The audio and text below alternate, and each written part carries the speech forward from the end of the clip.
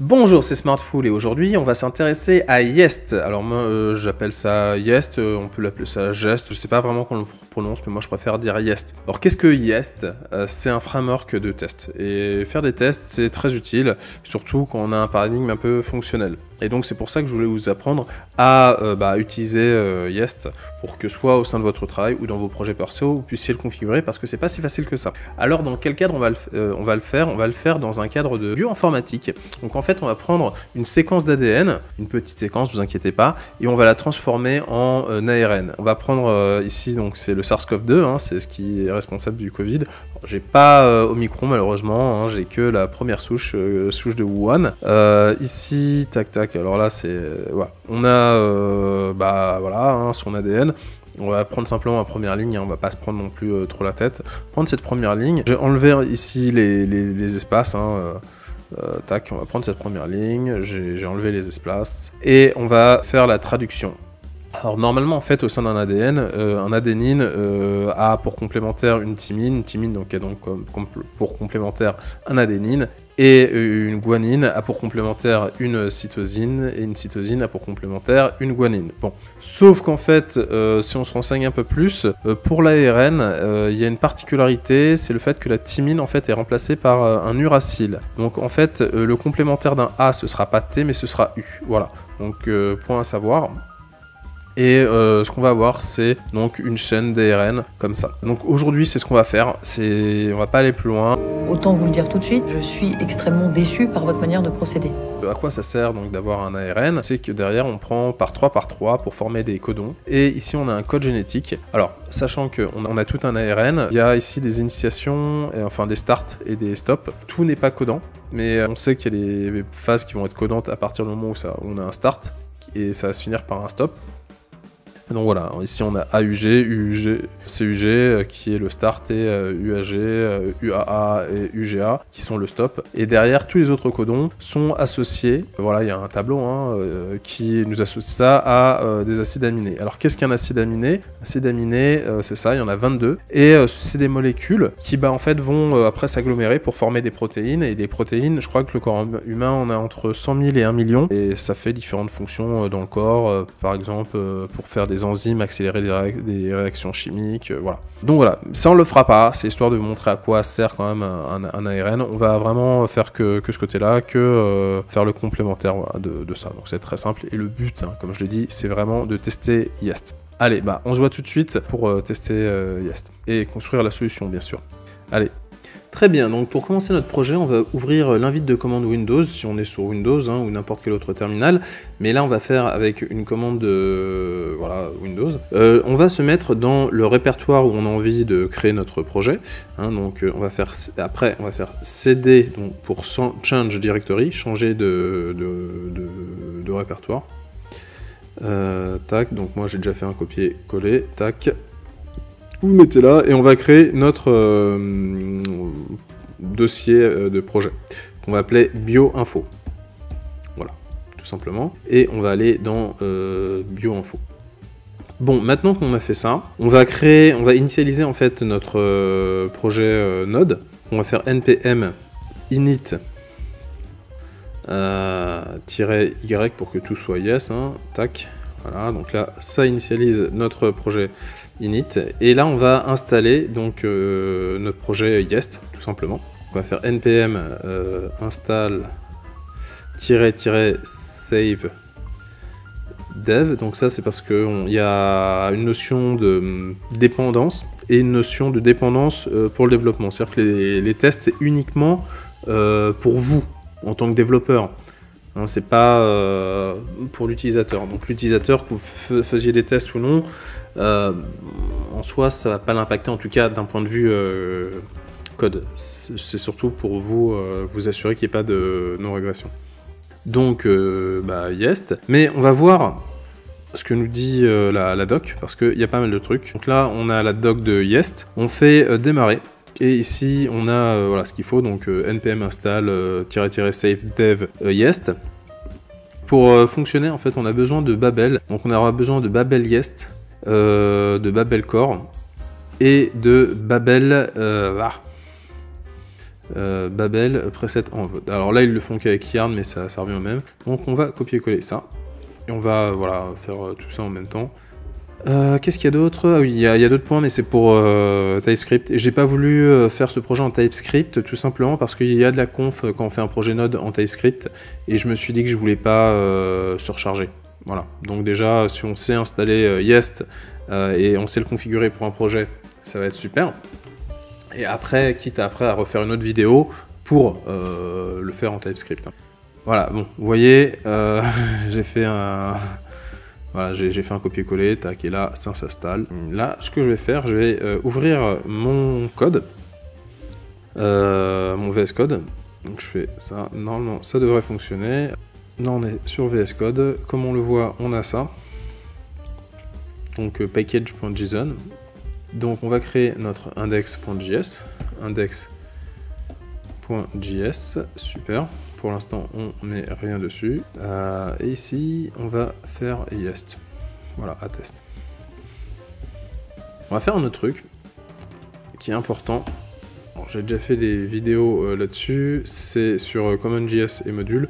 Voilà, c'est pour qu'on puisse écrire de façon moderne, faire des imports. Donc, ah oui, il y a un point très important. Et je vais vous en parler maintenant. C'est la configuration. Donc une fois qu'on a installé Jest et toutes nos dépendances, ici on a voilà, une dit de créer babel.config.js et voilà, de créer ça. Donc on va copier ça.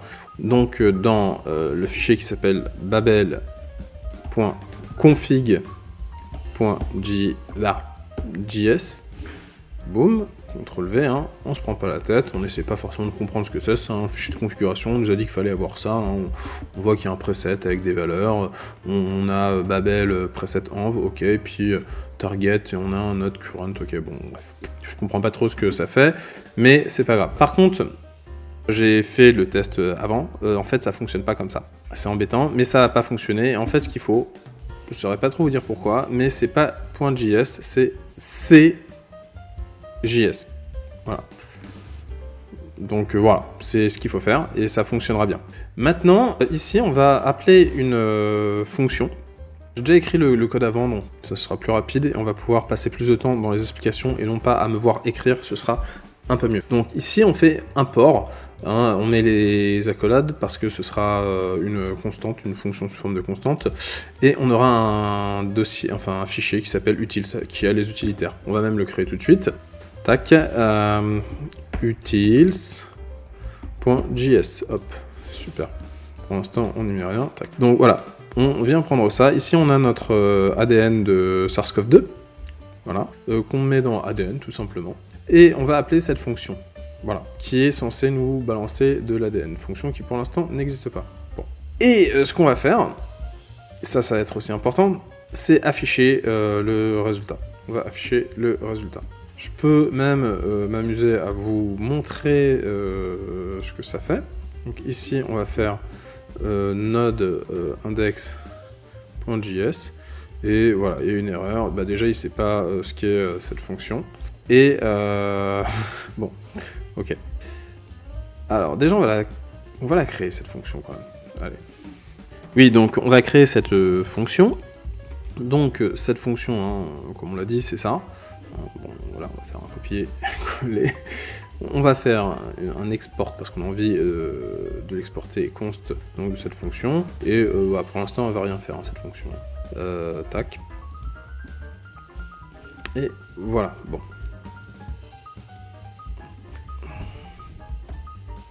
Bon, et encore une autre erreur, oui, bah parce que c'est vide, donc forcément ça génère une erreur, hein, l'ARN est vide. Bon, ce qu'on va faire avant, on va avoir une attitude que je vais appeler de BDD. Voilà, on va créer le test, on va voir, on va utiliser Jest enfin. Pour utiliser Jest, en fait, ce qu'on veut, c'est tester cette fonction et lui dire en fait, lui donner en fait les caractéristiques que doit avoir cette fonction. C'est cool, hein? Bon. Comment on fait? On va simplement créer une fonction qui s'appelle utils, parce que là, notre fichier s'appelle util.test.js. Voilà, aussi simplement que ça. Alors, je vais faire un copier-coller, ce sera plus simple hein, de ce que j'avais déjà fait. On va importer, donc, bien évidemment, notre fonction utils, enfin, voilà, notre ADN to ARN. Voilà, bon, ça, c'est simple. Hein. Et ici, on va décrire. Alors, on fait un describe. Describe, c'est pour voilà, on a envie, vu qu'on va faire plusieurs tests, c'est pour décrire en fait quel type de test on fait. Et on va ici dans test, on va faire voilà dans chaque test décrire ce qu'on veut. Donc, on va généralement commencer par should. Voilà, ça doit matcher correctement. Donc là, on met ATCG. On a envie d'avoir UAGC. Ça doit manager le fait qu'il y ait une nucléotide incorrecte. Donc là j'ai mis O. O, ce n'est pas une nucléotide qui est correcte. Et donc j'ai décidé qu'en fait on n'en prenait pas compte et on continue. Donc on prend simplement pas compte de ça. On aurait pu, on pourrait dire tiens, on écrit une étoile ou un underscore. Bon. Ça dépend des caractéristiques qu'on veut mettre. Et ce qui est intéressant, c'est que là, en fait, cette fonction, eh ben, on définit en fait, entre guillemets, son cahier des charges. Should return an empty ARN if ADN is empty. Voilà, bah, si on a un ADN qui est vide, ça doit nous rendre quelque chose de vide. On va tester cette fonction en faisant un npm yest. Là, normalement, on a fait toutes les configurations nécessaires. Npm run test. Et normalement, on doit avoir un test qui est faux. Voilà. Donc là, on voit que ça mouline. On a bien yest qui est appelé. Et normalement, ça va échouer. Et c'est à partir de là qu'on va construire notre solution. Voilà. Vous voyez, hein, il nous dit, tac, on voit que tous nos tests ont échoué. Et là, il va nous dire pourquoi. Qu'est-ce qui va pas. Donc, c'est cool. Et donc là, on va continuer tout simplement. On va simplement écrire notre fonction. Alors, notre fonction, déjà, elle a un ADN. Hein, voilà, elle a un ADN. Et, pareil, hein, je vais encore faire un copier-coller parce que ce sera plus rapide. Tac, tac, tac. Par contre, je vais faire au compte-gouttes. Ok, comme ça je vais prendre le temps de vous expliquer ce qui se passe. On a un ADN, et cet ADN, on a envie de le transformer en tableau parce que ce sera plus simple. Alors, le génome humain, c'est 3 milliards de bases, donc au niveau de la RAM, c'est sûr que ça peut être compliqué. Mais là, on a un ADN, hein, une séquence qui est toute petite, donc voilà. Bon. Mais voilà, c'est un point à avoir en tête, de se dire, bah tiens, si on fait un tableau, c'est-à-dire que ça va être en RAM, et si on a 3 milliards de bases de nucléotides, ça va être voilà, ça va prendre de la place. Mais si on a une petite séquence, pourquoi pas.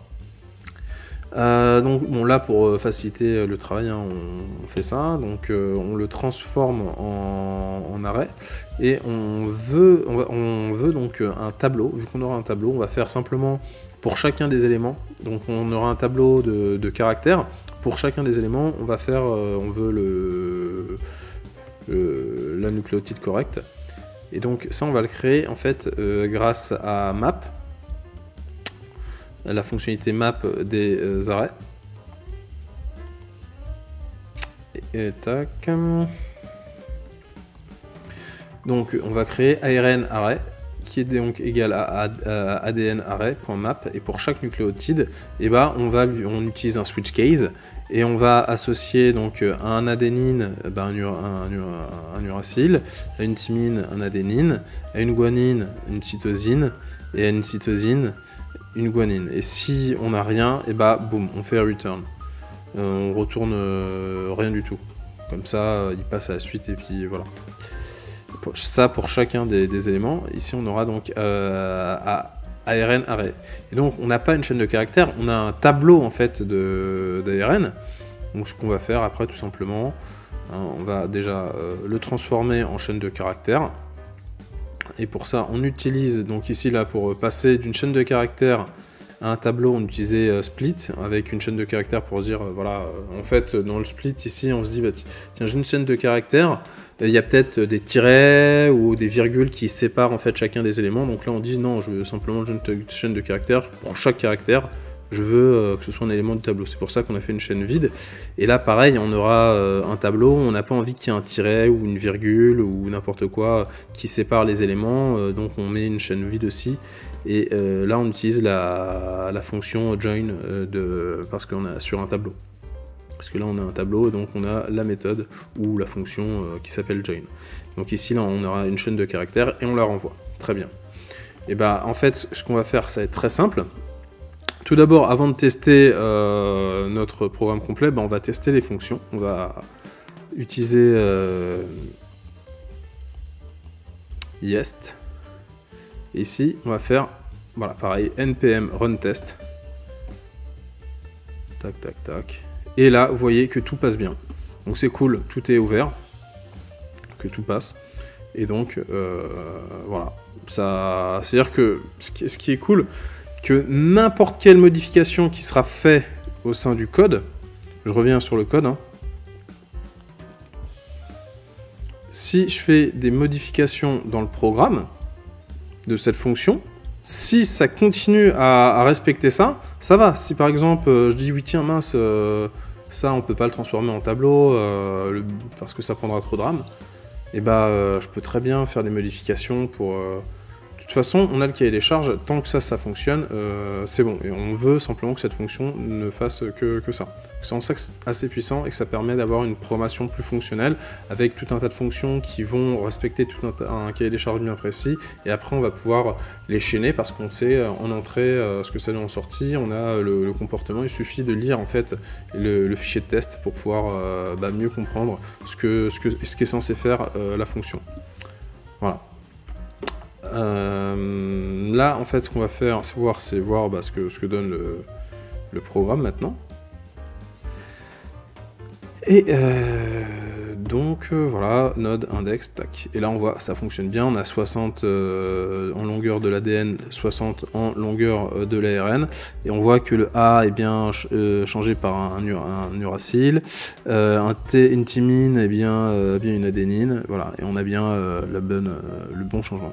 Voilà, et bah c'est cool, je vous ai présenté Yest et un peu de biologie, de biologie informatique, donc c'est cool.